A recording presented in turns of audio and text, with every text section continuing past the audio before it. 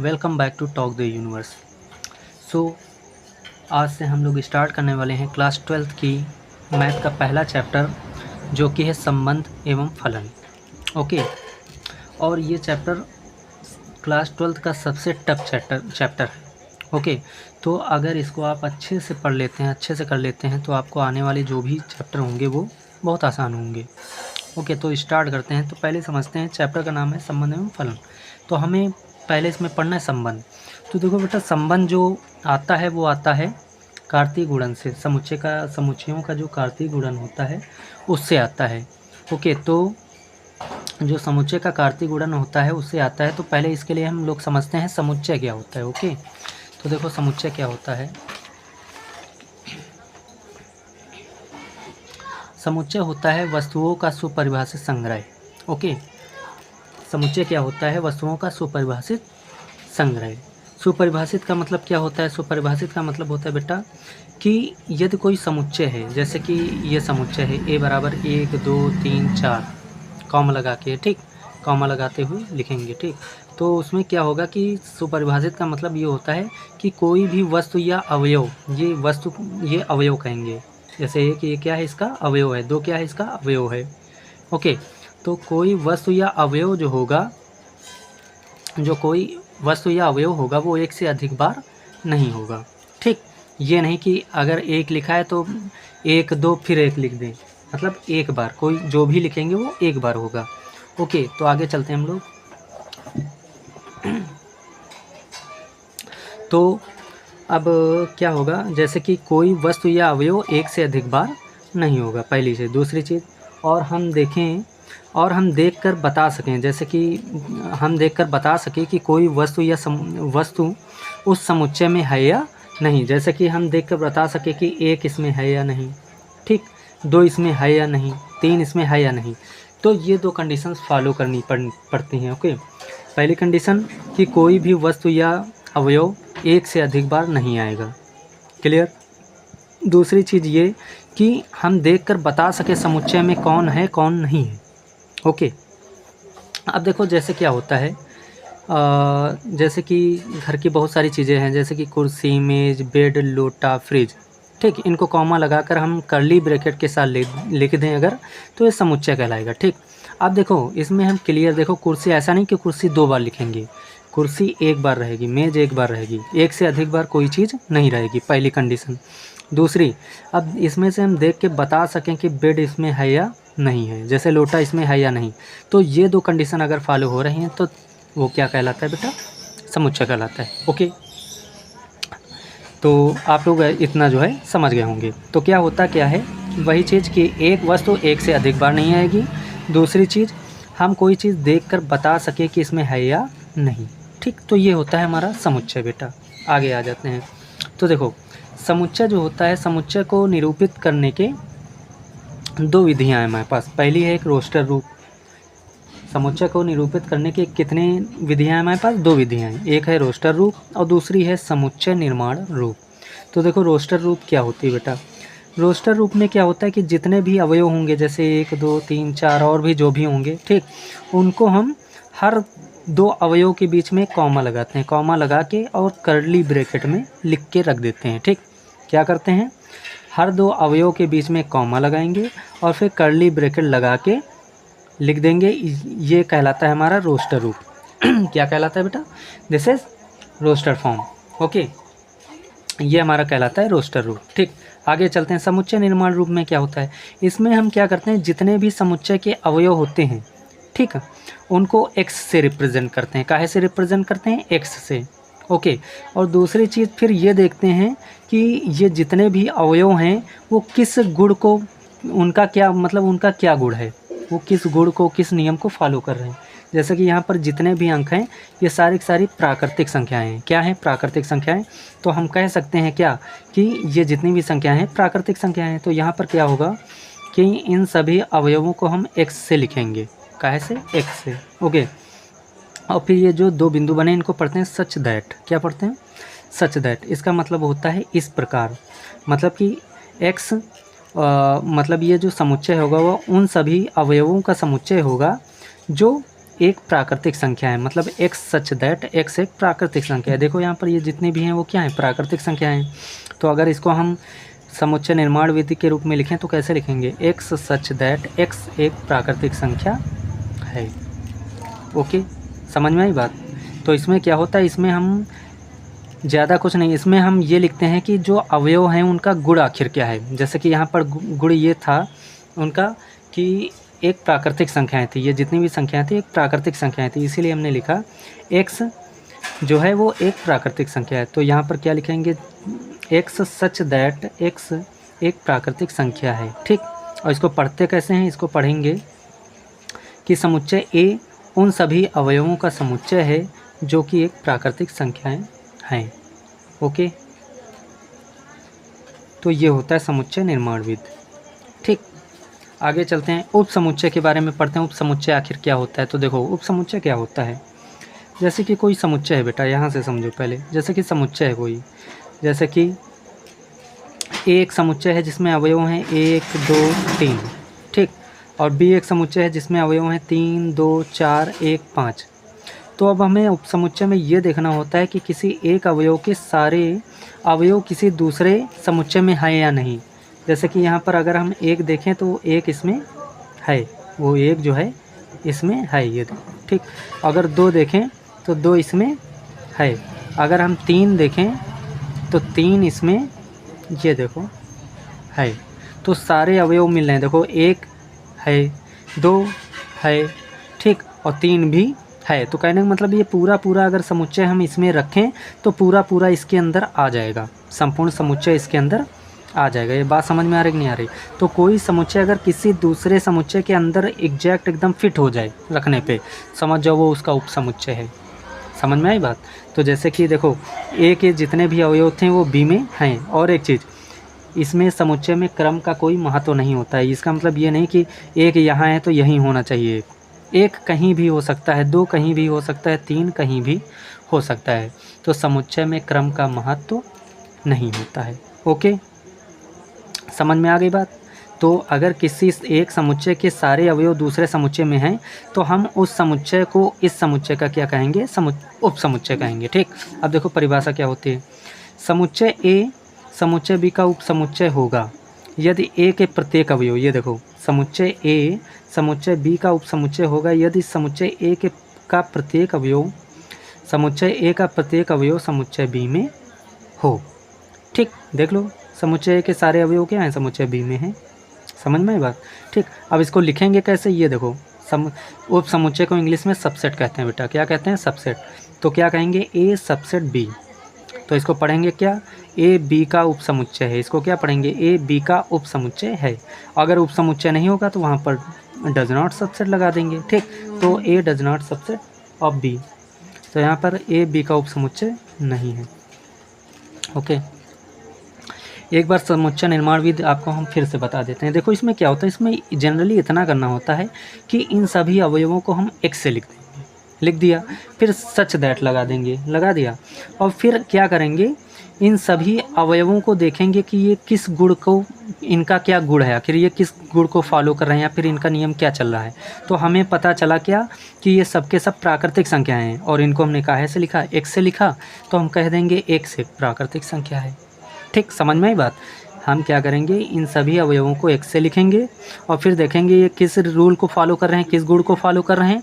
तो हमें पता चला ये प्राकृतिक संख्या है और हमने इनको लिखा है x से, तो लिख देंगे x एक प्राकृतिक संख्या है। और इसको पढ़ते हैं सच दैट। इसका मतलब क्या होता है, इसका मतलब ये होता है कि समुच्चय A, इसको अगर पढ़ेंगे इस लाइन को तो कैसे पढ़ेंगे, देखो समुच्चय A उन सभी अवयवों का समुच्चय है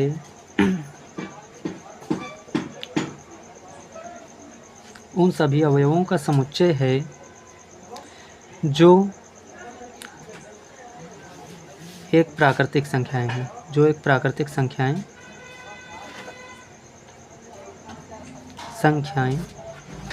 हैं। ठीक, तो ऐसे पढ़ सकते हैं इसको। ठीक, तो आप लोग क्या कीजिए, इसका स्क्रीनशॉट ले लीजिए। ठीक, और इसको बढ़िया से फेयर कॉपी में नोट करके आराम से प्रैक्टिस कीजिए, ठीक। और ये चैप्टर जो है थोड़ा थ्योरेटिकल है, इसमें सारी की सारी केवल थियरी बेस्ड चीज़ें होती हैं, तो इसलिए थोड़ा सा टफ चैप्टर होता है। तो आप इतने का पहले स्क्रीनशॉट ले लीजिए, ठीक। ये ओके,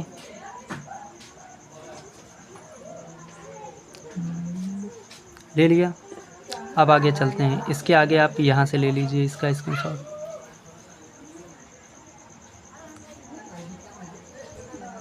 ये पूरा इतना ले लीजिए, ठीक।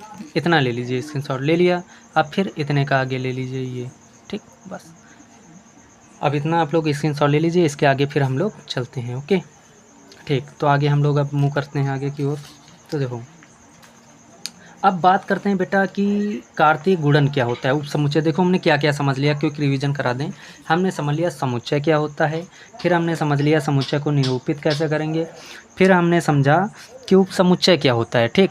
अगर कोई समुच्चय किसी दूसरे समुच्चय के अंदर पूरा पूरा फिट बैठ जाए, इतना समझ लो देसी लैंग्वेज में एकदम, क्या कि कोई एक समुच्चय दूसरे समुच्चय के एकदम अंदर फिट बैठ जाए, तो वो उसका उपसमुच्चय कहलाता है। तो उपसमुच्चय समझ लिया हम लोगों ने। अब हम समझेंगे कि कार्तीय गुणन क्या होता है, व्हाट इज़ कार्टेशियन गुणन। तो कार्टेशियन गुणन की अगर हम बात करें बेटा, तो देखो कार्टेशियन गुणन की अगर हम लोग बात करें तो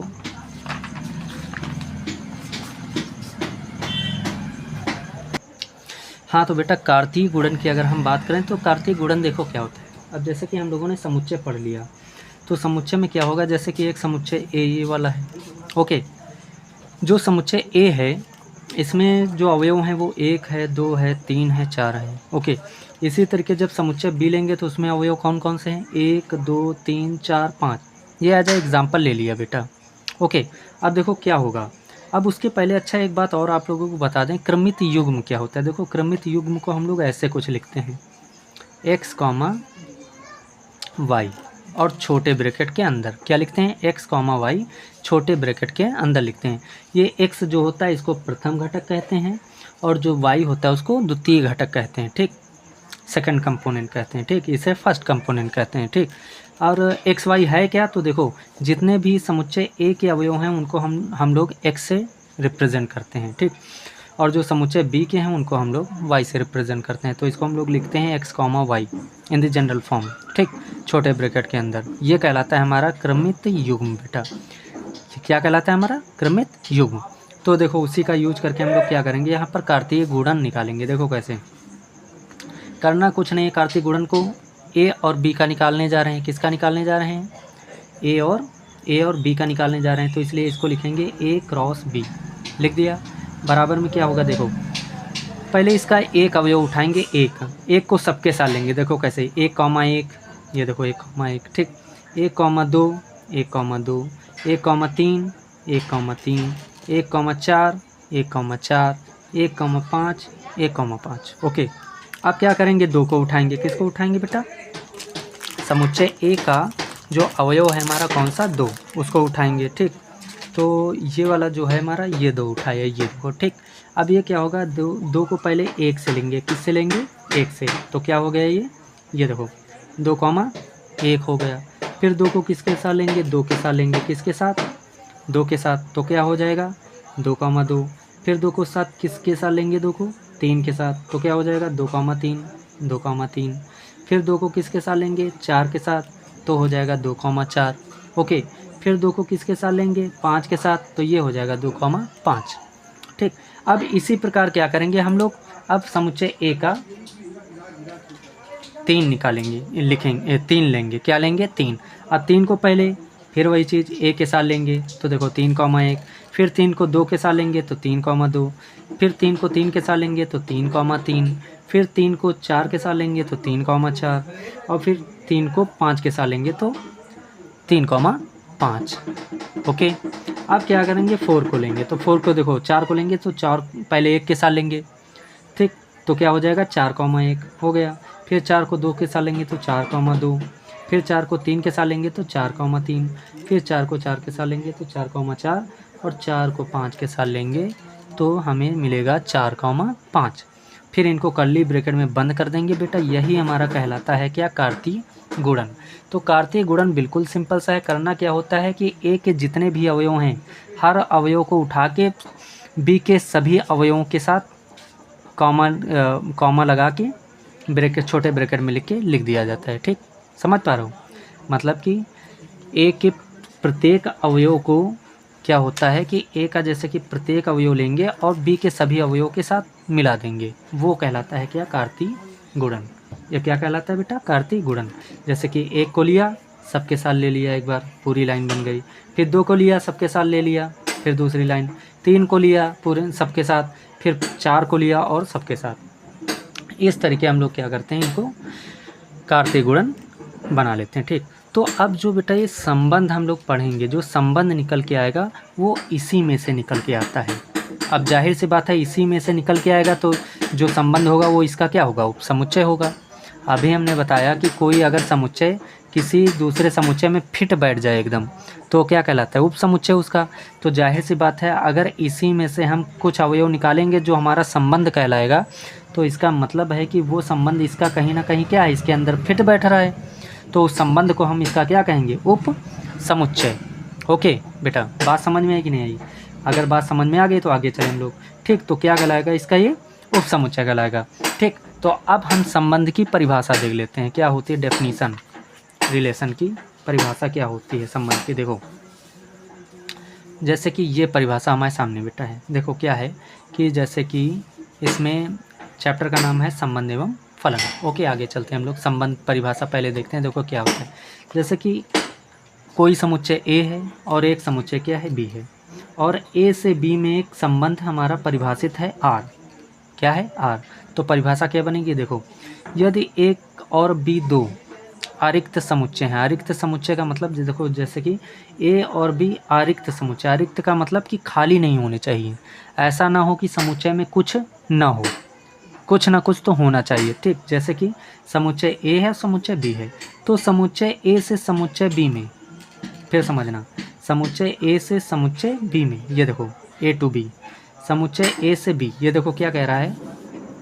देखो कह रहा है तो समुच्चय ए से समुच्चय बी, मतलब कि समुच्चय ए से समुच्चय बी में एक संबंध आर। ये देखो, समुच्चय ए से समुच्चय बी में एक संबंध आर, समुच्चय ए से समुच्चय बी, समुच्चय ए से समुच्चय बी में एक संबंध आर। ठीक, उनके कार्तीय गुणन। कार्तीय गुणन क्या होगा बेटा? ए और बी का कार्तीय गुणन अभी बताया था क्या होता है। ये देखो, ए क्रॉस बी होता है। क्या होता है? ए क्रॉस बी। ठीक, उनके कार्तीय गुणन ए क्रॉस बी का एक उप समुच्चय होता है। क्या होता है? उप समुच्चय। अभी बताया था हमने क्या, कि जाहिर सी बात है ये जो कार्तीय गुणन है, इन्हीं कार्तीय गुणन में से, हाँ तो बेटा क्या बताया हमने? देखो, हमने बताया कि जो कार्तीय गुणन होगा, जो संबंध होगा, वो कार्तीय गुणन का एक उप समुच्चय होगा। तो वही बात इन्होंने कही है क्या, कि जो हमारा संबंध आर है वो उनके कार्तीय गुणन ए क्रॉस बी का एक उप समुच्चय होता है। तो ये लैंग्वेज इतनी टफ नहीं है, बस इतना आप समझिए कि इसका मतलब ये है कि इसका जो कार्तीय गुणन होगा ए और बी का, उसी में से जो अवयव होंगे, मतलब जो संबंध होगा उसी में से अवयव मिलेंगे। ठीक, उप समुच्चय का मतलब ही है बेटा कि जो संबंध के जितने भी अवयव होंगे वो कार्तीय गुणन में, कार्तीय ए बी के, मतलब कि जो संबंध आर होगा उसके जितने भी अवयव होंगे वो ए और बी के कार्तीय गुणन में हमको मिलेंगे। ठीक, इतना आप समझ लीजिए कि जो ए बी से, ए और बी में जो रिलेशन संबंध होगा, ए और बी में जो संबंध होगा वो इसके कार्तीय गुणन में मिलेगा, मतलब कार्तीय गुणन का एक उप समुच्चय होगा। ठीक, तो उप समुच्चय क्या होता है, बस इतना समझ लीजिए कि कोई समुच्चय दूसरे समुच्चय में फिट बैठ जाए एकदम, तो जो संबंध होगा वो इसके अंदर फिट बैठ जाएगा। इसीलिए इन्होंने कहा कि जो संबंध है आर, जो आर संबंध है वो इस कार्तीय गुणन का एक उप समुच्चय होगा। बस इतनी सी बात है। ठीक, तो अब इसको देखो, ये तो हमने परिभाषा इसकी पढ़ी कि क्या होती है, तो आप लोग इसका जो है स्क्रीनशॉट ले लीजिए इतने का, कि आखिर कैसे क्या, ले लीजिए इतने का स्क्रीनशॉट। ओके, तो ये परिभाषा जो है आप लोग अपनी जो है कॉपी में बढ़िया से सिस्टमैटिक तरीके से लिख लेना अच्छे से ना। तो आगे चलते हैं हम लोग। देखो, अब ये हमने परिभाषा पढ़ ली, ठीक। अब इसको कैसे क्या मैथमेटिकल हम लोग कैसे क्या डायग्राम से समझेंगे वो बात समझते हैं, ठीक। देखो, जैसे कि कोई संबंध आर है, ठीक। क्या है? आर। अभी बताया है कार्तीय गुणन है। कार्तीय गुणन क्या होता है? a, 1। तो इन्हीं सबको अवयवों को हम कुछ जनरल फॉर्म में लिख दिया हमने, क्या? a, b। क्या लिख दिया? a, b। अब यहाँ a क्या है? a बेटा जितने समुच्चय a के जितने भी अवयव हैं उनको हमने a से डिनोट कर दिया है, दिखा दिया है कि जो a होगा, यहाँ पर कोई भी अवयव लेंगे वो समुच्चय a का होगा, और यहाँ पर जो समुच्चय लेंगे वो समुच्चय b का होगा, ठीक। और a क्या है? a बिलोंग टू है a मतलब कि यहाँ पर जितने भी अवयव होंगे वो किस में है? a में है, ठीक। और यहाँ पर जितने भी अवयव होंगे वो कहाँ पर हैं? b में है। इतनी बात समझ में आ गई? तो इसको मैथमेटिकल कैसे लिखेंगे हम लोग?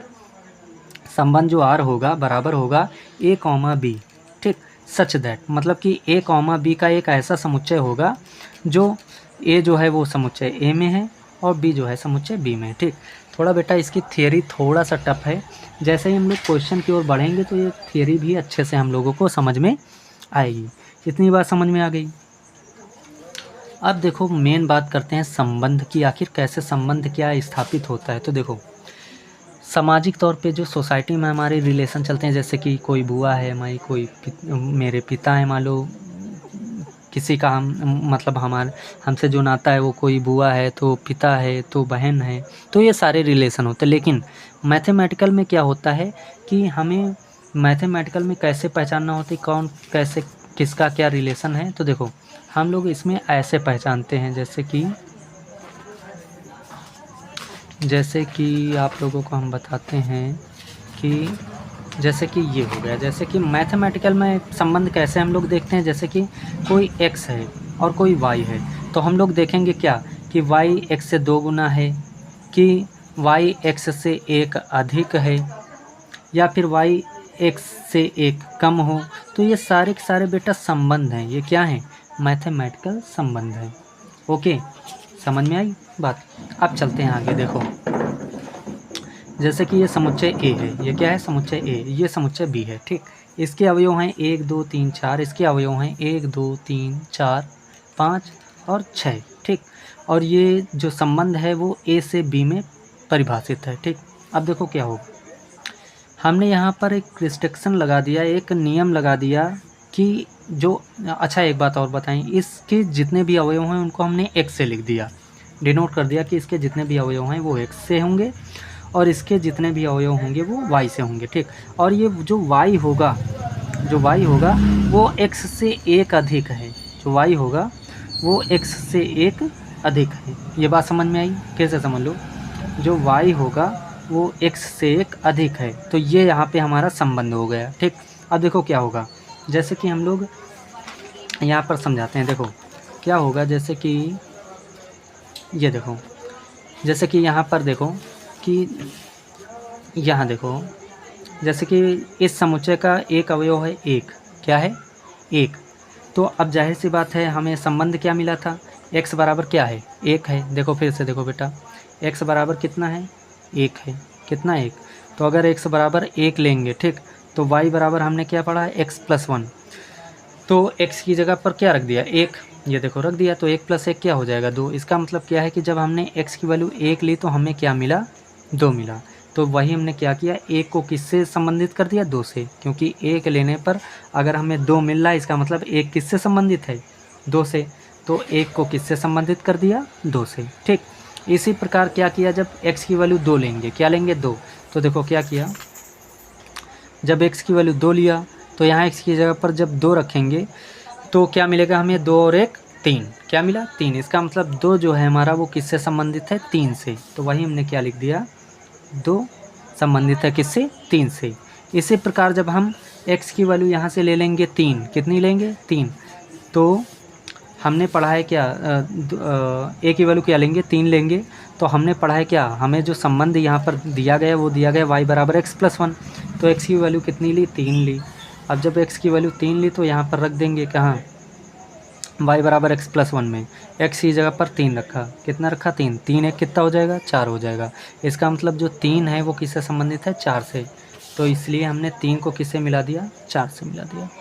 ओके, इसी प्रकार अब क्या करेंगे, जैसे कि 4 है, क्या एक्स की वैल्यू 4 ली, ये देखो यहाँ पर 4 है, क्या है 4 है। तो अब अगर x को 4 लेंगे तो यहाँ पर x की जगह पर 4 रखेंगे तो 4 एक कितना हो जाएगा, 5 हो जाएगा। कितना हो जाएगा, 5। तो इसका मतलब जो 4 है वो किससे संबंधित है, 5 से। तो इसलिए हमने क्या किया, 4 को 5 से मिला दिया। ओके, तो इस प्रकार हमारा जो संबंध बना वो क्या बना, 1,2। ये देखो कैसे लिखा हमने, जो हमारा संबंध r बना वो क्या बना, ये देखो r बराबर क्या बना, 1,2, 1,2 लिख दिया। ठीक, कॉमा लगाया। फिर 2,3, 2,3 लिख दिया, कॉमा लगाया। फिर 3,4 तो ऊपर लिख दिया यहाँ पे, है ना। 3,4 जगह नहीं बची बेटा, यहाँ भूल गए हैं, तो 3,4 हो जाएगा। ठीक, फिर कॉमा लगाया। फिर है क्या है, 4,5 तो 4,5। ओके, अब यहाँ पर जो 6 है वो हमारे यूज में नहीं आया, जो हम यहाँ पर 1 है वो भी हमारे यूज पे नहीं आया, वो पड़ा रहने देंगे। ठीक, तो उम्मीद है बेटा, आई होप कि आपको संबंध अच्छे से समझ में आया होगा। संबंध कुछ नहीं होता है, बस यहाँ पर ये बता देंगे कि y जो है वो x से कितना है, उसी के आधार पे यहाँ पर जो y की वैल्यू निकलेंगी, x की वैल्यू रखेंगे, और y की वैल्यू हमको मिलेगी। तो x, y मतलब कि 1,2 और फिर 2,3, फिर 3,4, 4,5, इस तरीके जो है फिर कर्ली ब्रैकेट के साथ लिख देंगे, यही हमारा संबंध कहलाएगा। तो ये हमारा क्या हो गया बेटा, संबंध। अच्छा, बात करते हैं, देखो अब संबंध है तो ये एक समुच्चय के ही रूप में तो है। किस रूप में है, देखो समुच्चय के रूप में है। और हमने बताया था बेटा कि समुच्चय को 2 प्रकार से हम लोग लिख सकते हैं। ठीक, कैसे लिख सकते हैं, 2 प्रकार से। एक लिख सकते हैं रोस्टर विड्थ से, एक रोस्टर रूप में लिख सकते हैं, और एक लिख सकते हैं समुच्चय निर्माण रूप। तो देखो रोस्टर रूप में ये जो लिखा है बेटा, ये जो रूप लिखा है कि हर अवयव के बीच, देखो एक अवयव ये और एक अवयव ये, इन दोनों के बीच में कॉमा, फिर एक अवयव ये और एक अवयव ये, इनके बीच में कॉमा, और फिर एक अवयव ये और एक अवयव ये, इनके बीच में एक कॉमा। तो ये हमारा है रोस्टर रूप। क्या है, रोस्टर रूप। लेकिन अगर हमें इसको लिखना होगा समुच्चय निर्माण रूप में, तो हम कैसे लिखेंगे, देखो जैसे देखो 1,2, 2,3, तो इन सबको हम जनरल फॉर्म में दे दें। देखो कैसे, ये देखो क्या था हमारा, ये था हमारा x, y, तो हम उसी तरीके हम इसको क्या लिख देंगे, x, y लिख दिया, और सच दैट। ठीक, फिर कुछ नहीं करना है, यहाँ पर जो दिया है, ये नियम जो भी दिया है इन्होंने, जो संबंध दिया है वो संबंध एज इट इज़ सेम लिख देंगे, कुछ बदलेंगे नहीं, बस एज इट इज़ सेम ये संबंध लिख देंगे, लिख दिया। अब फिर यहाँ पर जो x है बेटा, यहाँ पर हम दिखा देंगे x आखिर क्या है। x जो है वो किस में है, a में है। किस में है, जो x का संबंध है वो किससे है, a से है, तो x बिलोंग टू a। क्या लिख दिया, इसको पढ़ते हैं बिलोंग्स टू का मतलब ये होता है कि x a में है। ठीक, और y जो है वो y कहाँ है, y b में है। ये देखो y कहाँ है, ये देखो x जो है वो a में है और y जो है वो कहाँ है, b में है। तो क्या लिख देंगे, y बिलोंग्स टू b।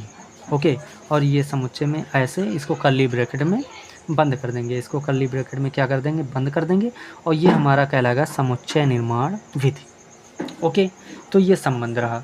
अच्छा, संबंध को मैथमेटिकल ऐसे भी लिख देते हैं, देखो जैसे कि ये हमने कहा क्या कि एक संबंध r a से b में परिभाषित है, तो इसको लिखते कैसे हैं, ऐसे लिखते हैं, देखो r such that a to b। कैसे बोलेंगे बेटा, r such that a to b। इसका मतलब क्या होता है कि संबंध जो r है वो a से b में परिभाषित है। देखो a से b में परिभाषित है। ठीक, कैसे पढ़ेंगे, a से b में परिभाषित संबंध ऐसे कह सकते हैं, या फिर संबंध जो है a से b में परिभाषित है। ठीक, आई होप बेटा इतना आप लोगों को समझ में आया होगा। ओके, तो इतने की आप लोगों ने स्क्रीनशॉट इसका स्क्रीनशॉट ले लिया था, इसका स्क्रीनशॉट आप लोग जो है ले लीजिए। ठीक, इसका इतने का स्क्रीनशॉट आप लोग ले लीजिए, इसके आगे फिर हम लोग चलते हैं।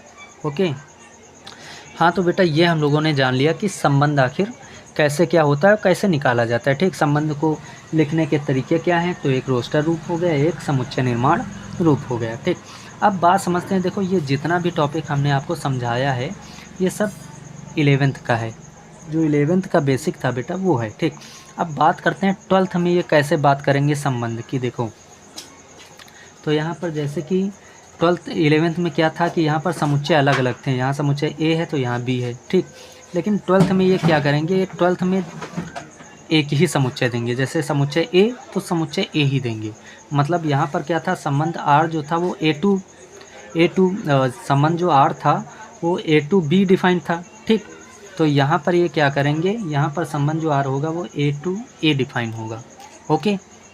मतलब कि जो समुच्चय यहाँ होगा वही समुच्चय यहाँ पे लेंगे, ठीक। तो बात कर लेते हैं simple, same as it is same चलेगा। बस क्या था, यहाँ समुच्चय दूसरा था तो वही हमें यहाँ समुच्चय वही लेना है, बस काम तो वही रहेगा, ठीक। तो यहाँ पर हमने क्या किया कि समुच्चय में 1 2 3 4 अवयव हैं, ठीक। तो यहाँ पे वही अवयव होंगे, क्यों, क्योंकि वही समुच्चय है बेटा, ठीक।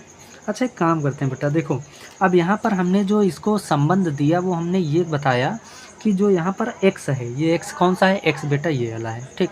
y कौन सा है, ये वाला है। समझ पा रहे हैं आप लोग, x कौन सा है, ये वाला है, y जो है वो ये वाला है, ठीक। मतलब a के जितने भी अवयव होंगे उनको हमने जो है x से डिनोट किया, और जो इस वाले के अवयव होंगे उनको y से डिनोट किया, ठीक। और यहाँ पर हमने संबंध ये लिखा कि जो बेटा y होगा, क्या होगा, y, ये वाला y, ठीक, वो x से बड़ा ही होगा, क्या होगा, बड़ा ही होगा। या फिर ऐसा समझें कि जो x होगा वो y से छोटा होगा, ठीक। मतलब कि इधर अगर हमने 1 लिया तो 1 से छोटा नहीं ले सकते या 1 के बराबर नहीं ले सकते, 1 से बड़ा लेना है। जैसे कि अगर हमने यहाँ से 2 ले लिया तो 2 अब 1 नहीं ले सकते, क्यों, क्योंकि 1 जो है 2 से छोटा है, और 2 नहीं ले सकते, क्यों, क्योंकि 2 2 के बराबर है। इसका मतलब क्या है, 2 से बड़ा ही हमको लेना है, मतलब y वाला हमको बड़ा लेना है, किससे, x वाले से। बात समझ पा रहे हैं आप लोग, फिर से समझिए, जो y वाला है वो a वाले से, x वाले से क्या है, बड़ा लेना है, ठीक। जैसे हमने यहाँ 1 लिया तो अब यहाँ 1 नहीं ले सकते, क्यों, क्योंकि 1 1 के बराबर हो जाएगा, ठीक। तो हमें 1 से बड़े लेने हैं, जैसे कि 1 के साथ 2 ले सकते हैं, 1 के साथ 3 ले सकते हैं, 1 के साथ 4 ले सकते हैं। तो वही हमने लिख दिया है, देखो बेटा यहाँ पे क्या लिखा, 1 के साथ 2, 1 के साथ 3, 1 के साथ 4, 2 और ठीक 1,2, 1,3, 1,4, ठीक। यहाँ पर साफ साफ हमने लिख दिया क्या कि जो y होगा वो 1 से बड़ा होगा, इसीलिए जो y वाला था 1 से बड़ा ही लेंगे। तो यहाँ 1 लिया तो 1 नहीं लेंगे क्योंकि 1 इसके बराबर हो जाएगा, ठीक। आगे चलते हैं, देखो अब जैसे कि यहाँ बेटा हमने 2 लिया, क्या लिया, 2। अब 2 अगर यहाँ लिया है तो जाहिर सी बात है हमें 2 से, यहाँ जो लेंगे वो 2 से बड़े होने चाहिए, क्या होने चाहिए, बड़े। जैसे कि यहाँ हमने 2 लिया, 2 से यहाँ क्या होने चाहिए, बड़े। तो 2 से बड़े ना ही तो 1 है और ना ही तो 2 है, तो यहाँ का क्या लेंगे, 3 लेंगे। तो देखो क्या लिया, 2 से 3, 2 का संबंध किससे कराया, 3 से, तो 2,3 लिया है। यहाँ पे क्या लिखा है, 2,3, और 2 का ही संबंध 4 से कराया तो इसको क्या लिखेंगे, 2,4। तो इसीलिए इसको क्या लिखा, 2,4, ठीक। अब अगर बेटा हमने यहाँ ले लिया 3, क्या लिया, 3, तो जाहिर सी बात है 3 से छोटे यहाँ पर हमें कोई नहीं लेना है, 3 से छोटे नहीं लेना है, ठीक। यहाँ पर हम यहाँ पर जो भी लेंगे उससे बड़ा ही यहाँ लेना है। तो अगर यहाँ 3 लिया तो यहाँ पर 3 से बड़ा कौन है, 4 है, तो इसलिए 3 को किससे लेंगे, 4, तो 3,4 ले लिया, ठीक। अब बचा यहाँ 4, तो 4 को अगर हम यहाँ लेंगे तो 4 से बड़ा बेटा यहाँ पर कोई है ही नहीं। जब है ही नहीं तो ये हम इसका संबंध किसी से होगा ही नहीं। फिर से समझिए, अगर इस 4 को लेंगे तो यहाँ पर 4 से बड़े होने चाहिए, तो यहाँ 4 से बड़े कोई है नहीं। जब इससे 4 से बड़े कोई है नहीं तो इसका संबंध किसी से नहीं होगा, ठीक। तो ये हमारा जो संबंध हमने दिया था कि x y से छोटा होगा या फिर y x से बड़ा होगा, तो यहाँ पर जो संबंध बना वो बना r such that a to a, मतलब a से a में एक संबंध r, ठीक, या फिर a से a में परिभाषित संबंध r, या फिर संबंध r a से a में परिभाषित है, ठीक। इसको क्या पढ़ेंगे, r जो है a से a में परिभाषित संबंध, ठीक। फिर से सुन लीजिए, क्या पढ़ेंगे, a से a में परिभाषित संबंध r, ठीक। तो वो r कितना आ गया, 1,2, 1,3, 1,4, 2,3, 2,4, 3,4, ठीक। तो इसको बेटा क्या पढ़ेंगे, a से a में परिभाषित एक संबंध r, ठीक, एक संबंध r है जो कि a से a में परिभाषित है। फिर से समझिए, एक संबंध r है जो कि a से a में परिभाषित है, ठीक। तो ये टॉपिक हमें पढ़ना है 12th में, ठीक। 12th में हमें जो समुच्चय पढ़ने वो सेम होंगे बेटा, एक ही समुच्चय की ये बात करेंगे, एक ही समुच्चय की ये बात करेंगे, ठीक। तो इतनी बात आप लोगों को समझ में आई होगी। अब क्या करते हैं, अब इसका आप लोग यहाँ से स्क्रीनशॉट ले लीजिए पहले तो, फिर आगे चलते हैं हम लोग। इसका आप लोग यहाँ से स्क्रीनशॉट ले लीजिए, यहाँ से ये स्क्रीनशॉट ले लीजिए और इसको अच्छे से कॉपी में नोट कीजिए। ठीक, ये हो गया। अब बेटा यहाँ पर 3 टर्म हमको मिलेंगे, वो 3 टर्म बड़े ही, उनको समझना बहुत ही ज़रूरी है। ठीक, वो 3 टर्म कौन से होंगे, एक होगा प्रांत, क्या होगा, प्रांत, और एक होगा सह प्रांत, और एक होगा परिसर। ठीक, तो क्या होता है प्रांत और क्या होता है सह प्रांत और क्या होता है परिसर, तो उसकी हम बात करेंगे। तो उसकी बात परिभाषा से ना करके हम इससे समुच्चय से समझते हैं। देखो, जितनी भी चीज़ें हम बता रहे हैं आप लोग स्टेप बाय स्टेप करते जाइए। ठीक, और अच्छे से चैप्टर हो जाएगा। ठीक, देखो जैसे कि यहाँ पर जितना भी समुच्चय ए है बेटा, क्या है, समुच्चय ए। ठीक, तो समुच्चय ए के कितने ऐसे अवयव हैं जिनका इधर संबंध बना है। देखो, 1 का बन गया, 2 का बन गया, 3 का बन गया। ठीक, तो जितने अवयवों का इधर संबंध बन पा रहा है, जैसे कि 1 का बना, 2 का बना, 3 का, इन्हीं को हम कहते हैं प्रांत। क्या कहेंगे बेटा, प्रांत।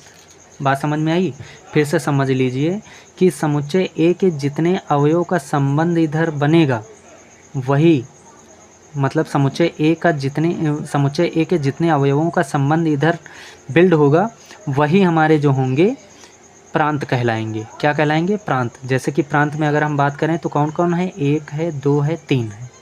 ठीक, बाकी 4 नहीं है, क्यों, क्योंकि 4 का इधर कोई संबंध बिल्ड ही नहीं हो पाया। ठीक, तो अब हम प्रांत में क्या लिखेंगे, देखो प्रांत में क्या होता है, समुच्चय पहले। ठीक, यहाँ पर क्या है, पहला समुच्चय ये है, दूसरा समुच्चय ये है, तो हमने लिखा है बेटा क्या, कि समुच्चय पहले के जो अवयव, ठीक, काम में आएंगे मतलब है जिनका संबंध बिल्ड होगा। जैसे कि यहाँ पर कौन कौन से अवयव रहे हैं जिनका संबंध बिल्ड हुआ, 1 का हुआ, 2 का हुआ, 3 का हुआ, तो इसीलिए हमने इसको लिखा समुच्चय पहले के जो अवयव काम में आएंगे। जैसे कि कौन कौन आया बेटा, इधर देखो, 1 2 3, यहाँ नहीं देखेंगे बेटा, ठीक, इधर देखेंगे, 1 2 3, तो ये देखो हमने लिख भी दिया है यहाँ पे, ये देखो 1 2 3। ओके, तो ये जो है हमारा, ये प्रांत कहलाएगा। ठीक, तो प्रांत बिल्कुल सिंपल सा है, इतना समझ लीजिए कि पहला जो समुच्चय होगा उसमें जितने अवयवों का संबंध इधर बन पा रहा है, वही अवयव कहलाएंगे प्रांत। ठीक, और जो नहीं बन पा रहा है वो प्रांत नहीं कहलाएगा। बस, तो प्रांत समझ में आ गया बेटा। आगे चलते हैं अब हम लोग सह प्रांत की बात करते हैं। सह प्रांत क्या होता है, सह प्रांत होता है बेटा ये पूरा जो दूसरा वाला समुच्चय है, अब इसमें जिसका संबंध बने या ना बने इससे कोई लेना देना नहीं, इसमें जितने भी अवयव हैं, ठीक है, जितने भी अवयव हैं इन सबको, मतलब कि संपूर्ण समुच्चय, दूसरे वाले संपूर्ण समुच्चय को ही हम लोग सह प्रांत कहते हैं। ठीक, मतलब दूसरा वाला पूरा समुच्चय उठा लो और वही हमारा कहलाता है क्या, सह प्रांत। तो प्रांत क्या होता है, प्रांत यहाँ होता है जिनका संबंध इधर बना वे अवयव। जैसे कि यहाँ पर अगर हम बात करें प्रांत की, तो कुछ ये जितने अवयव ये वाले हैं, ये प्रांत हैं, कहीं ना कहीं ऐसे हम बना दे रहे हैं बेटा, आप समझ जाइए। ये क्या है हमारे प्रांत। प्रांत का मतलब है कि जो अवयवों का संबंध इधर बना है वही प्रांत कहलाएगा। ठीक, अब अगर दूसरे की अगर हम बात करें, यहाँ पर सह प्रांत क्या होता है, तो सह प्रांत क्या होता है कि समुच्चय ए को पूरा समुच्चय उठा लीजिए, ये सह प्रांत कहलाता है। क्या कहलाता है, सह प्रांत। ठीक, संपूर्ण समुच्चय दूसरा वाला पूरा समुच्चय उठा लेंगे वो सह प्रांत कहलाता है। ठीक, अब बात आती है बेटा, ये देखो यहाँ हमने लिख भी दिया है, क्या लिखा कि जो सह प्रांत होता है वो क्या होता है, संपूर्ण दूसरा समुच्चय। ये देखो संपूर्ण दूसरा समुच्चय कौन कौन, जैसे कि इसमें कौन कौन अवयव हैं, 1 2 3 4, पूरे अवयव 1 2 3 4। ठीक, तो जो संपूर्ण समुच्चय होगा दूसरा वाला पूरा सह प्रांत हो जाएगा। अब बात कर लेते हैं परिसर की। ठीक, तो देखो परिसर क्या होता है बेटा, तो परिसर होता है दूसरे समुच्चय में जो जिन अवयवों का, जैसे कि पहले समुच्चय में क्या था, जो अवयव काम में आए थे, इसी प्रकार दूसरे समुच्चय में जितने भी अवयव काम में आए हैं वही कहलाएंगे क्या, परिसर कहलाएंगे। क्या कहलाएंगे बेटा, परिसर कहलाएंगे। फिर से सुन लीजिए बेटा, परिसर क्या होगा, दूसरे समुच्चय के, मतलब ये जो दूसरा समुच्चय है इसके जो भी अवयव काम में आए हैं, जैसे कि ये आया जिसका संबंध बन पाया है, और ये आया, तो ये हमारा जो कहलाएगा वो क्या कहलाएगा, परिसर कहलाएगा। ठीक, जो दूसरे समुच्चय के जो अवयव हैं काम में आएंगे उन्हें हम कहेंगे क्या, परिसर कहेंगे। ठीक, जो कौन कौन आए हैं, तो यहाँ पे हम आए हैं 2 आया है, 3 आया है और 4 आया है, तो वही हमने लिख दिया बेटा यहाँ पर 2 3 4। ठीक, तो कलर बदल के आपको हम बताते हैं कि यहाँ पर परिसर कौन है। परिसर बेटा ये है, ये इतना केवल। ठीक, ये हमारा जो ब्लू कलर से हमने लिखा है, दिस इज़ रेंज, ये हमारा क्या है, परिसर है। ओके, तो बेटा इसका आप लोग स्क्रीनशॉट ले लीजिए, ये जो लिखा है इसका स्क्रीनशॉट बढ़िया से ले लीजिए, और ये सारे नोट्स एक एक कॉपी में लिखना और इनको अच्छे से रीड करना। ठीक, अगर ना समझ में आए दोबारा वीडियो देखना, फिर से समझना, और इसका भी आप लोग जो है स्क्रीनशॉट ले लीजिए दोबारा, और ऐसे ही कलर करके आप लोग कॉपी में भी बना लेना। ठीक, ताकि आपको एग्जैक्ट क्लियर विजुलाइज रहेगा कि कहाँ कौन सा प्रांत है, कौन सा सह प्रांत है, कौन सा परिसर है। ओके बेटा, तो उम्मीद है आप लोगों को अच्छे से समझ में आ गया होगा। अच्छा, एक बात बेटा कर लेते हैं, यहाँ हमने क्या लिखा था, आर जो है वो A to A में परिभाषित है। ठीक, ये बात छोड़ो। अच्छा, इसको संबंध को लिखेंगे, कैसे लिखेंगे, आर जो है वो A से A में परिभाषित है। ठीक, ये तो हो गया इसका मैथमेटिकल कैसे लिखेंगे। अब संबंध क्या बना था, संबंध ये बना था बेटा, बन गया। ठीक, तो ये जो संबंध लिखा है समुच्चय, वो लिखा है रोस्टर रूप में। किस में लिखा है, रोस्टर रूप में। तो अगर हम इसको समुच्चय निर्माण रूप में लिखें तो कैसे लिखेंगे, x, y। ठीक, क्या लिखेंगे, ये देखो यहाँ ये क्या था, इसके जितने भी अवयव थे x थे, और इसके जितने भी अवयव थे क्या थे, y थे। तो ये क्या लिखा हमने, x, y। तो क्या लिखा, x, y such that x जो होगा y से क्या होगा, छोटा होगा। ये देखो, ये जो पहली कंडीशन हमने दी है वही भैया, जितना भी ये जो नियम दे देंगे, मतलब कि जो इन्होंने रेस्ट्रिक्शन लगा दिया, जो भी इन्होंने प्रतिबंध लगा दिया कि ऐसा होना चाहिए, वही एज इट इज़ यहाँ पर छाप देना। ठीक, अब यहाँ पर x क्या है, तो x A में है, x जो है A से बिलोंग करता है, तो ये बिलोंग्स टू का चिन्ह है ना बेटा, ये किसका चिन्ह है, बिलोंग्स टू का। तो x जो है A से बिलोंग करता है, तो x बिलोंग टू A, और y जो है वो y किससे बिलोंग करता है, इससे, है ना, तो y बिलोंग्स टू A, मतलब x belong to A and y also belong to A। क्यों, क्योंकि भैया यहाँ पर समुच्चय दोनों एक ही है ना, ये भी A है, ये भी A है, बस इतनी सी बात है। ठीक बेटा, तो आई होप आप लोगों को इतना अच्छे से समझ में आया होगा, और इसको अगर नहीं समझ में आए तो फिर से वीडियो देखिए और एक एक चीज़ अच्छे से आप नोट कीजिए। ठीक, आपके लिए बड़े ही मेहनत से हमने ये चीज़ें बैठ के, मतलब कि बहुत ही टाइम लगा के ये सब चीज़ें जो हैं अरेंज की हैं। ठीक, तब आप लोगों तक जो है डिलीवर्ड कर रहा हूँ। ठीक, तो आप लोग इतना नोट कीजिए, आप फिर आगे चलते हैं हम लोग। ठीक, हाँ, तो बेटा आप बात कर लेते हैं हम लोग। देखो, संबंध हमने पढ़ लिया। ठीक, संबंध को कैसे निरूपित करेंगे, रोस्टर रूप में निरूपित करेंगे, और एक हम लोग निरूपित करेंगे समुच्चय निर्माण रूप में। ठीक, तो संबंध हमने पढ़ लिया, संबंध में क्या प्रांत होता है वो पढ़ लिया, क्या सह प्रांत होता है वो पढ़ लिया, और क्या परिसर होता है वो भी पढ़ लिया। ठीक, अब बात करते हैं कि आखिर संबंध कितने प्रकार के होते हैं। ठीक, टाइप्स ऑफ रिलेशन क्या पढ़ेंगे हम लोग, तो अब हम लोग पढ़ेंगे टाइप्स ऑफ रिलेशन। ठीक, तो संबंधों के प्रकार पढ़ लेते हैं। तो संबंध कितने प्रकार के होते हैं, तो देखो यहाँ पर जो हम संबंध बेटा पढ़ने वाले हैं वो टोटल हम लोग पढ़ेंगे 4 टाइप के। कितने टाइप के, 4 टाइप के। देखो, पहला सौतुल्य संबंध, जिसको इंग्लिश में कहते हैं रिफ्लेक्सिव रिलेशन। ठीक, और दूसरा पढ़ेंगे सममित संबंध, जिसको हम कहते हैं सिमेट्रिक रिलेशन। और तीसरा हम लोग पढ़ेंगे संक्रामक संबंध, जिसको हम लोग इंग्लिश में कहते हैं ट्रांजिटिव रिलेशन। ओके, और तुल्यता संबंध, इसको हम लोग पढ़ते हैं इक्विवेलेंस रिलेशन। ओके, तो अब स्टेप बाय स्टेप एक एक करके 1 बाय 1 ये देख लेते हैं कि आखिर सौतुल्य संबंध होता क्या है, सममित संबंध होता क्या है, और संक्रामक संबंध जो होता है वो होता क्या है, और तुल्यता संबंध किसे कहते हैं। ठीक, तो पहले हम बात कर लेते हैं सौतुल्य संबंध की, कि क्या होता है reflexive relation. What is reflexive relation, कि सौतुल्य संबंध क्या है आखिर। तो देखो, नंबर 1 सौतुल्य संबंध, इंग्लिश में क्या कहते हैं, रिफ्लेक्सिव रिलेशन। ठीक, तो देखो बेटा, अब ये जो कहानी है, ये जो मैथमेटिकल हमने लिखा है, इसको हम बताएंगे बाद में। पहले बात कर लेते हैं एकदम देसी लैंग्वेज में, जो हम बात कर लेते हैं एकदम हिंदी में, कि कैसे क्या आखिर क्या होता है, जिसको हम फील कर सकें, समझ सकें कि आखिर सौतुल्य संबंध होता क्या है। ठीक, तो देखो, जैसे बेटा हमने 2 समुच्चय लिए। ठीक, कौन कौन लिए, 2 समुच्चय यहाँ पर हम लोगों ने लिए हैं।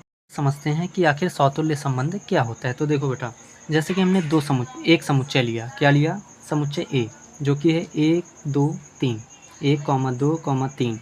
ठीक, और एक संबंध आर है जो कि ए से ए में परिभाषित है। क्या है, ए से ए में परिभाषित है। तो समुच्चय ए हो गया, ये भी ए हो गया, और इसमें ये संबंध आर परिभाषित है। ठीक, समुच्चय ए में कौन कौन है, 1 2 3 है। कौन कौन है, 1 2 3 है। तो जाहिर सी बात, यहाँ भी 1 2 3 होगा और यहाँ भी 1 2 3 होगा। क्यों, क्योंकि दोनों समुच्चय एक ही हैं। ठीक, अब देखो, जैसे कि क्या होता है कि जैसे एक का एक से संबंध हो, क्या हो सकता है एक का एक से संबंध हो, तो हम इसको लिखेंगे 1, क्या लिखेंगे, 1, लिख दिया। ठीक, और एक का 3 के साथ भी हो सकता है संबंध, तो इसको लिखेंगे 1, 3, लिख दिया। ठीक, अब जैसे 2 लिया, क्या लिया बेटा, 2 लिया, तो 2 का 2 से भी संबंध हो, मान लिया कि 2 का 2 से संबंध है। ठीक, तो इसको लिखेंगे 2, ठीक, फिर 3 लिया और मान लिया 3 का 3 से संबंध है, तो इसको लिखेंगे 3, तो देखो, वो तो बेटा संबंध जो दिया होगा उसके आधार पे ये चीज़ें निकलेंगी। ठीक, लेकिन यहाँ ध्यान देने वाली ये बात है कि सौतुल्य संबंध बेटा तभी होगा जब एक का एक के साथ संबंध हो। ठीक, बाकी किसी के साथ हो या ना हो कोई मतलब नहीं। फिर से समझिए बात, एक का एक से संबंध हो, बाकी किसी के साथ हो चाहे न हो, कोई मतलब नहीं है। तो एक का एक के साथ संबंध है। ठीक, फिर 2 है, पहले समुच्चय का क्या है, 2, तो 2 का 2 से संबंध है या नहीं, तो 2 का 2 से संबंध होना चाहिए, है, 2 का 2, है। ठीक, फिर से समझ लीजिए, जैसे कि समुच्चय ए के जितने भी अवयव हैं, इनका खुद से संबंध होना चाहिए। जैसे 1 का 1 से होना चाहिए, 2 का 2 से होना चाहिए, 3 का 3 से होना चाहिए। बाकी 1 का 2 से हो, 1 का 3 से हो, या 2 का 1 से हो, या 2 का 3, किसी से भी हो, हमें लेना देना नहीं है। हमें इतना देखना होता है, बस सौतुल्य संबंध में इतना देखना होता है, जैसे कि यहाँ 1 है, अगर क्या है, 1 है। ठीक, तो यहाँ 1, 1 बनना चाहिए, बन गया। ठीक, अगर यहाँ 2 है तो यहाँ 2, 2 बनना चाहिए। ठीक, और अगर यहाँ 3 है तो यहाँ 3, 3 बनना चाहिए। अगर यहाँ 4 होता, 4, 4 भी बनना चाहिए था, मतलब बनना चाहिए। अगर ना बनता तो सौतुल्य ना होता। तो कहने का मतलब ये है, जितने भी अवयव होंगे उनका खुद से संबंध जरूर हो। जैसे 1 का 1 से, 2 का 2 से, 3 का 3 से। ठीक, बाकी 1, 3 मतलब एक किसी से भी संबंध हो जाए, कोई मतलब उसका नहीं है, उससे कोई लेना देना नहीं। सौतुल्य के लिए बस इतनी बात ज़रूरी है कि उसका खुद से रिलेशन ज़रूर होना चाहिए।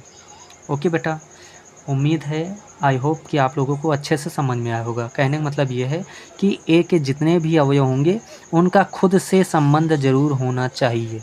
ठीक, खुद से संबंध ज़रूर होना चाहिए, बाकी इनसे हमें कोई लेना देना नहीं है, ये हो या ना हो, लेकिन यहाँ जितने अवयव हैं उनका खुद से रिलेशन होना चाहिए। जैसे कि 1, 1, 2, 2 और 3, अगर ऐसा है तो हम कह देंगे कि ये एक सौतुल्य संबंध है।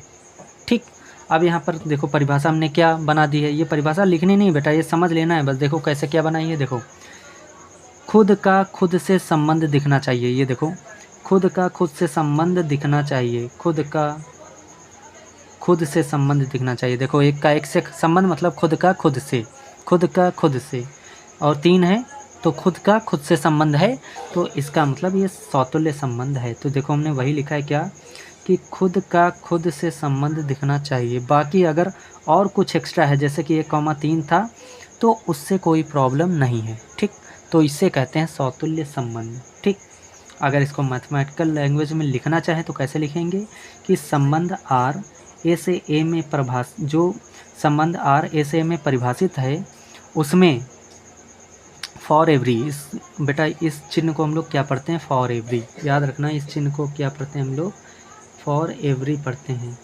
फॉर, इसको लिख देते हैं हम, फॉर एवरी पढ़ते हैं, क्या पढ़ते हैं, फॉर एवरी। ठीक, ये जो चिन्ह है ये फॉर एवरी है। ठीक, इसमें क्या होता है कि ये कहना चाह रहा है कि जो संबंध ए से में परिभाषित है उसमें हर अवयव का खुद से संबंध दिखना चाहिए। जैसे ए है, ए मतलब कि समुच्चय ए के सभी अवयवों को समुच्चय ए के सभी अवयवों को हम ए से डिनोट कर सकते हैं। तो अगर हमने डिनोट कर दिया तो ए की जगह पर 1 भी ले सकते हैं, ए की जगह पर 2 भी ले सकते हैं, ए की जगह पर 3 भी ले सकते हैं। तो खुद का खुद से संबंध दिखना चाहिए। और ये बिलोंग्स, आर का मतलब क्या है बेटा, बिलोंग्स का आर का मतलब ये है कि कोई भी अवयव लेंगे उसका खुद का मतलब खुद से संबंध दिखना चाहिए और वो आर में दिखना चाहिए।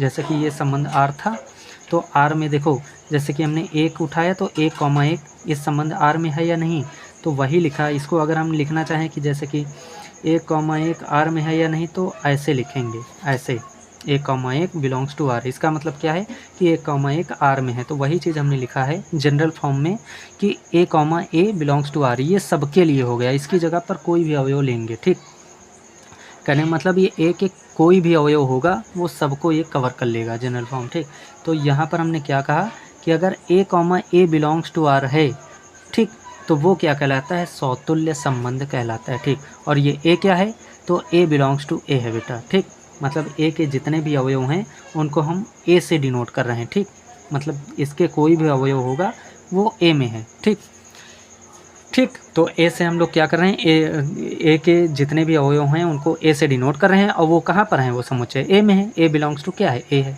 ठीक, तो कहने का मतलब ये होगा कि अगर कोई संबंध ए से ए में परिभाषित है तो उसमें अगर खुद का खुद से संबंध है तो वो कहलाता है सौतुल्य संबंध। ठीक, बाकी आपको इतनी गाथा इसकी नहीं याद करनी है, इतनी थियरी नहीं याद करनी है, बस इसका कैसे एप्लीकेशन, कैसे अप्लाई करेंगे वो सीखना है। ठीक, अब वो हम लोग क्वेश्चन जब करेंगे और बाखूबी अच्छे से समझ जाएंगे। ठीक, समझ में आई बेटा बात ये।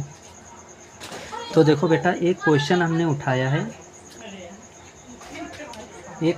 उठाया है कि इसे हम आपको सौतुल्य करके दिखाएं ताकि आपको और अच्छे से ये कॉन्सेप्ट जो सिखाया है सौतुल्य कैसे होगा, तो ये कॉन्सेप्ट और अच्छे से आप समझ पाएँ। ठीक, ये कॉन्सेप्ट और अच्छे से आप लोग समझ जाएं। जैसे कि हमने एक संबंध लिया बेटा, एक समुच्चय है ए और उसमें एक संबंध आर है जो कि ए से ए परिभाषित है। क्या है, ए से ए परिभाषित है। ठीक, और उसके अवयव दिए गए हैं, क्या क्या दिए गए हैं, जैसे कि 1,1, 2,2, 3,3 और 1,2। अब ये हमें देखना है कि ये सौतुल्य है कि नहीं। तो सौतुल्य में हमने क्या बताया आप लोगों को, सौतुल्य संबंध में हमने ये बताया कि खुद का खुद से अगर रिलेशन संबंध है, क्या है बेटा, खुद का खुद से संबंध है। ठीक, तो वो कहलाता है सौतुल्य। क्या कहलाता है, सौतुल्य, रिफ्लेक्सिव कहलाता है। ठीक, तो देखो हम कैसे सौतुल्य चेक करने की बस ट्रिक देखो क्या होती है। देखो यहाँ पर जो भी अवयव है उसका जोड़ा दिखना चाहिए। जैसे कि यहाँ क्या है, 1 है, तो यहाँ देखो 1,1 है कि नहीं है, तो ये हो गया, कोई दिक्कत नहीं, पास करो, आगे चलो। अब क्या है, यहाँ पर 2 है, तो यहाँ पर देखो इसका जोड़ा 2,2 है या नहीं है, बहुत बढ़िया। ठीक, अब आगे चलो, 3 है जैसे यहाँ, तो अब देखो 3 का जोड़ा है या नहीं, जैसे कि 3,3 है। ठीक, तो हमें यही देखना होता है बेटा कि जैसे 1 है तो 1 का खुद से संबंध है, 2 का भी खुद से संबंध है और 3 का खुद से संबंध है। अब इसमें अवयव 3 ही है, 1, 2, 3, और तीनों को खुद से संबंध है। समझ में आ रही बात बेटा, तीनों का खुद से संबंध है, इसका मतलब ये सौतुल्य है। ये क्या है बेटा, सौतुल्य है। तो ऐसे चेक किया जाता है। ठीक, ये सौतुल्य संबंध है बेटा। उम्मीद है बेटा आप लोगों को ये अच्छे से समझ में आया होगा। और एक चीज़ हमने अभी बताया था कि इसमें क्या लिखा है, इसमें लिखा है कि खुद का खुद से संबंध दिखना चाहिए, बाकी अगर कुछ और एक्स्ट्रा है तो उससे कोई प्रॉब्लम नहीं है। जैसे कि इस क्वेश्चन में देखो खुद का खुद से संबंध सब में दिख रहा है, बाकी 1,2 ये एक्स्ट्रा है तो इससे हमें कुछ लेना देना नहीं है। हमें ये देखना होता है कि इसमें जितने अवयव हैं उनका खुद से संबंध है या नहीं, सबका होना चाहिए। ठीक, तो वो कहलाएगा then we will call this कि ये सौतुल्य संबंध है। ठीक, आगे चलते हैं बेटा, अगला क्वेश्चन देखो। जैसे कि ये क्वेश्चन देखते हैं। ठीक, अब इसमें देखो दूसरा क्वेश्चन, इसमें सौतुल्य चेक करना है। ठीक, देखो जैसा कि यहाँ एक था, क्या था एक, तो यहाँ देखो 1, 1 है कि नहीं है, बहुत बढ़िया। ठीक, अब देखो यहाँ कितना है, 2 है। अच्छा, समुच्चय ए यही काम करेगा, ये जितने भी क्वेश्चन हमने लिखे हैं समुच्चय ए यही काम करेगा। ठीक, तो अब देखो इसमें क्या है, 2 है। अब देखो 2 का पेयर 2, 2 है या नहीं, तो है, बहुत बढ़िया, गुड। ठीक, 2, 2 है। हाँ, तो बेटा क्या हुआ कि अब इसमें हमें चेक करना है जैसे, तो देखो यहाँ एक का अगर पहला हमने यहाँ पर अवयव देखा एक, तो एक का एक से देखो संबंध है या नहीं, जैसे कि 1, 1 है। अब 2 उठाते हैं तो यहाँ पर 2, 2 है। अब 3 उठाते हैं, 3 का 3, 3 होना चाहिए लेकिन नहीं है, तो लिखेंगे चूँकि 3, 3 does not belong to R, मतलब कि 3, 3 जो है वो आर में नहीं है, वो आर में नहीं है। नहीं होने के लिए डज नॉट बिलोंग लगाते हैं, तो नहीं है, इसलिए कहेंगे ये सौतुल्य नहीं है, सौतुल्य संबंध नहीं है। ओके बेटा, ये कुछ एग्जाम्पल हमने आपके सामने लिए हैं ताकि आपको जो कंसेप्ट हैं वो और अच्छे से विजुलाइज हो जाएं। ठीक, और अच्छे से तैयार हो जाएं, प्रिपेयर्ड हो जाएं। ठीक, अब अगला क्वेश्चन क्या है हमारा बेटा, देखो जैसे कि अब कुछ थियोरेटिकल बेस्ड क्वेश्चन ले लें। जैसे कि हमने कहा बेटा कि किसी समतल में बहुत सारी रेखाएं हैं। ठीक, अब समांतर होने पर अगर हम कह दें कि कोई समुच्चय संबंध है जो कि समांतर के लिए है, तो बेटा ये बताओ कि आपको हम बता दें खुद ही, देखो कोई भी रेखा होगी वो खुद के समांतर मानी जाती है। क्या मानी जाती है? खुद के समांतर मानी जाती है। देखो कोई भी रेखा होती है, फिर सुन लो, हम लिखेंगे नहीं ये बात, आप लोग भले लिख लेना, लिख लो चाहे, कि कोई भी रेखा होगी वो खुद के समांतर मानी जाती है। क्या मानी जाती है? खुद के समांतर। इसलिए अगर खुद के समांतर मानी जाती है तो हम कहेंगे ये क्या है? सौतुल्य है। ये बेटा क्या है? सौतुल्य संबंध है। आप समझ पा रहे हैं नहीं कि हम क्या कह रहे हैं? हम ये कह रहे हैं कि अगर कोई रेखा खुद के समांतर है तो सौतुल्य है। खुद का अभी बताया, क्या बताया? देखो अगर खुद का खुद से संबंध हो, कोई भी रेखा होती है वो क्या होती है? खुद के समांतर होती है। अगर खुद के समांतर है तो खुद के लिए हम क्या यूज करते हैं? सौतुल्य संबंध। तो ये सौतुल्य संबंध कहलाता है। लेकिन कोई रेखा खुद के लंबवत नहीं होती है, लंब नहीं होती है। याद रखना, जैसे कोई रेखा है तो रेखा खुद पर कहाँ लंब होगी? खुद पर, क्योंकि लंब रेखा जो होती है, जैसे एक रेखा ये है, एक रेखा ये है, तो इसके बीच बना कोण 90, तब ये लंब कहलाती हैं। लेकिन यहाँ पर इसने क्या कहा? इसने कहा कि अगर कोई रेखा ऐसे है तो ये रेखा खुद, मतलब ये रेखा और इस पर रेखा और बनाए तो वो भी एक दूसरे पर लंब कहलाएंगी। तो कहाँ लंब होंगी? ये तो एक दूसरे के ऊपर हैं, तो ये लंब थोड़ी ना मानी जाएंगी। तो खुद जो लंब रेखाएं होती हैं वो खुद के लंब नहीं होती हैं। क्या होती हैं बेटा? खुद के लंब नहीं होती हैं। थोड़ा एडजस्ट करना बेटा यहाँ पर राइटिंग, और बाकी बड़े ही इम्पोर्टेंट स्टेटमेंट हैं। ठीक, समांतर के लिए भी क्वेश्चन होता है और लंब के लिए भी, तो यहीं आप लोगों को हम डिस्कस कर दे रहे हैं, आगे दिक्कत नहीं होगी। तो याद रखना, कोई भी रेखा खुद के लंबवत नहीं होती है, इसलिए सौतुल्य नहीं है, सौतुल्य नहीं है।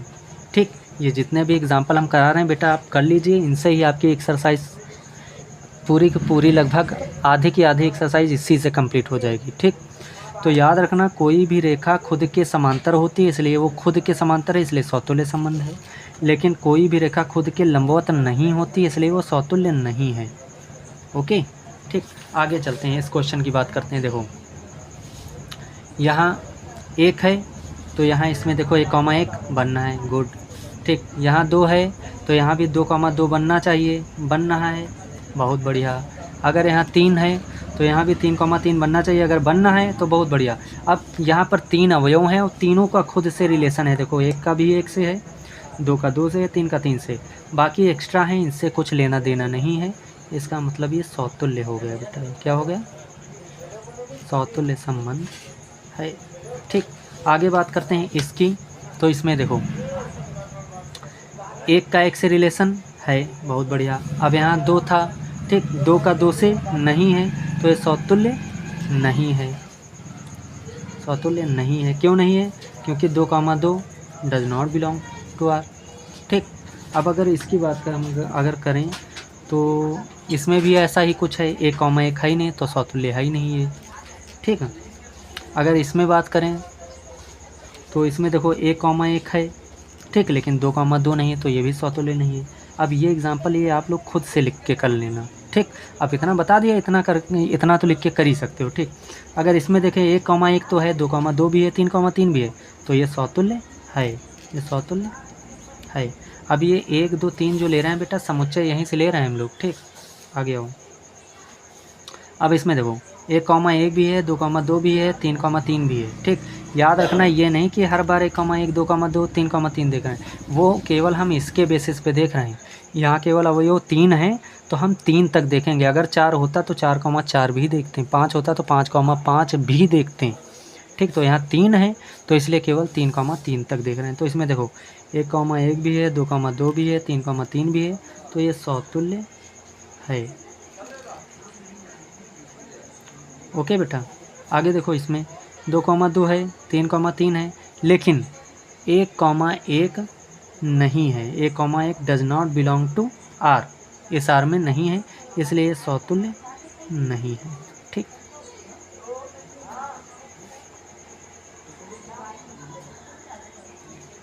ओके, आई होप बेटा आप लोगों को इतना अच्छे से समझ में आया होगा कि कैसे क्या होता है। ठीक, अब बात कर लेते हैं हम लोग कि सममित आखिर क्या होता है। सममित संबंध है ना। देखो बात करते हैं हम लोग किसकी, कि सममित संबंध क्या होता है। एक तो हमने पढ़ लिया हम लोगों ने। अच्छा बेटा, एक चीज़ कर लेते हैं। देखो बेटा, एक चीज़ गलती हो गई हमसे, इतने का आप लोग स्क्रीनशॉट ले लीजिए। गलती ये हो गई है कि हम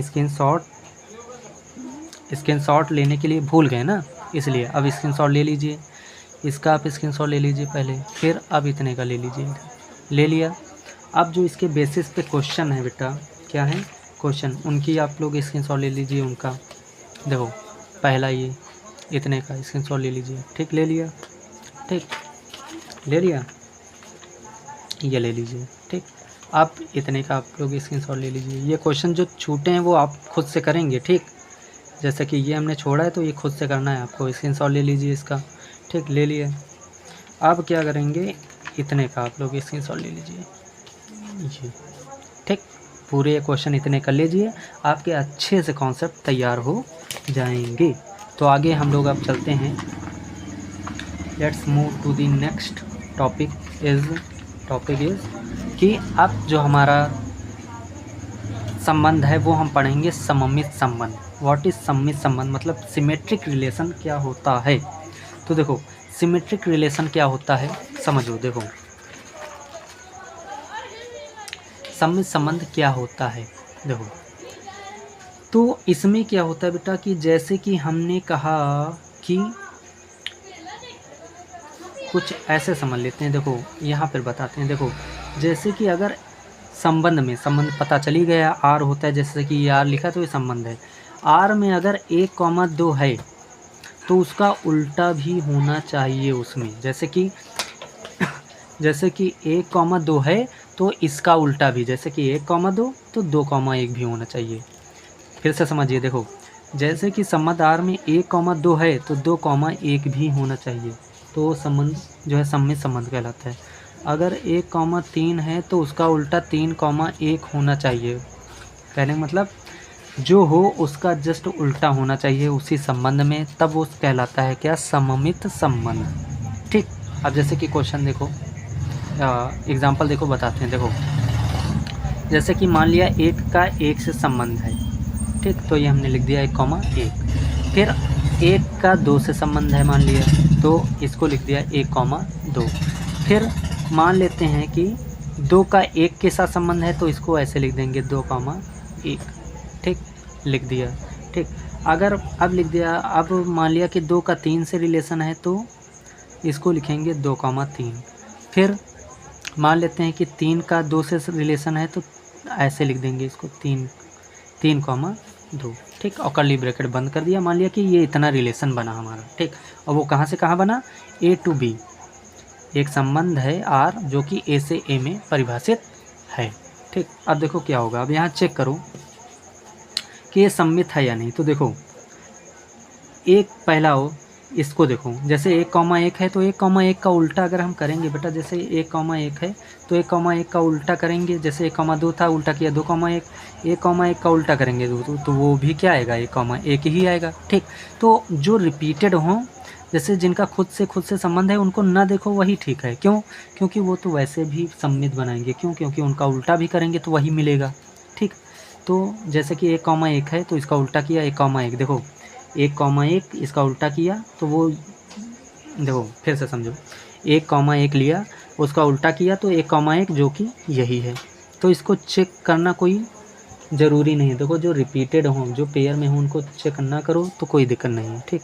आगे चलते हो, अब इसको चेक करते हैं। देखो जैसे कि इसमें क्या है, 1,2 है। ठीक। अब इसका उल्टा क्या बनेगा, 2,1, क्या बनेगा 2,1, तो वो है कि नहीं है, तो देखो 2,1 है, तो इसका मतलब ये तो पास हो गया। ठीक। आगे चलते हैं, फिर है 2,3। अब देखो 2,3 का उल्टा है कि नहीं, 2,3 का उल्टा क्या बनेगा 3,2, जो कि है। देखो इसका भी उल्टा है, इसका भी उल्टा है, और इसका भी उल्टा है, और इसका भी उल्टा ये है, और इसका भी उल्टा ये है। ठीक। इसका उल्टा ये, इसका उल्टा ये, तो अगर उल्टा है, ठीक, तो वो सम्मित संबंध कहलाएगा। लेकिन जितने भी यहाँ अवयव हैं सबका उल्टा बनना चाहिए। जैसे कि इसका भी उल्टा है, इसका भी उल्टा ये है, इसका उल्टा ये, इसका उल्टा ये, इसका उल्टा ये, 1,2 तो इसका उल्टा 2,1, 2,3 इसका उल्टा 3,2, तो अगर इसका उल्टा करें 3,2 का तो 2,3 जो कि ये है। ठीक। जैसे कि 2,1 इसका उल्टा करें तो 1,2, सबका अगर उल्टा बनना है तो वो कहलाता है बेटा क्या, सममित संबंध। क्या कहलाता है, सममित संबंध। ओके, क्या कहलाता है, सममित संबंध। अच्छा, यहीं पर जो हमने आपको सिखाया है सौतुल्य संबंध, देख लेते हैं ये इसमें सौतुल्य संबंध बनना है कि नहीं बनना है। देखो जैसे कि यहाँ वो 1 है तो 1 का 1 से संबंध है। ठीक, बढ़िया। फिर आया 2, 2 का किससे संबंध होना चाहिए, 2 से, 2 का 2 से है या नहीं, तो है ही नहीं। जब 2 का 2 से नहीं है तो ये सौतुल्य संबंध नहीं है, सौतुल्य संबंध नहीं है। जितने भी अवयव 1 के हैं पहले वाले, सबका इसमें क्या होना चाहिए, संबंध हो, मतलब खुद से संबंध होना चाहिए। जैसे कि 1 का 1 से होना चाहिए, 2 का 2 से होना चाहिए, 3 का 3 से होना चाहिए, लेकिन नहीं है। और जब नहीं है तो ये सौतुल्य संबंध नहीं है। तो ये ऐसा क्वेश्चन है जो सममित संबंध तो है लेकिन सौतुल्य संबंध नहीं है। क्यों? क्योंकि 1,1 तो है लेकिन 2,2 does not belong to R है। समझ गए बेटा? अगला क्वेश्चन इसी में उठा लेते हैं। देखो जैसे कि ये देखते हैं। ठीक, देखो हम लोग क्या देख रहे हैं, सम्मित में उल्टा देखना है हमको। क्या देखना है, उल्टा। तो हमने पहले भी बता दिया है, जो रिपीटेड हो उनको ना देखो, कोई दिक्कत नहीं। क्यों? क्योंकि उनका उल्टा करोगे तो वही फिर मिलेगा, तो उनको देखे ना देखे कोई फ़ायदा है नहीं। तो इसको हटाओ, यहाँ 1,2 इसका उल्टा करो 2,1 उल्टा है, इसका उल्टा 2,1, 2,1 का उल्टा 1,2 है। ठीक, अब आ जाते हैं 3,4, 3,4 का उल्टा क्या होगा, 4,3। फिर से समझिए, देखो 1,2 इसका उल्टा क्या होगा, 2,1 जो कि इस संबंध में है। और फिर अगला अवयव क्या है, 3,4 इसका उल्टा क्या होगा, 4,3, लेकिन वो इस आर में नहीं है, does not belong to R, तो इसलिए ये सममित नहीं है। समझ गए बेटा? सममित संबंध नहीं है।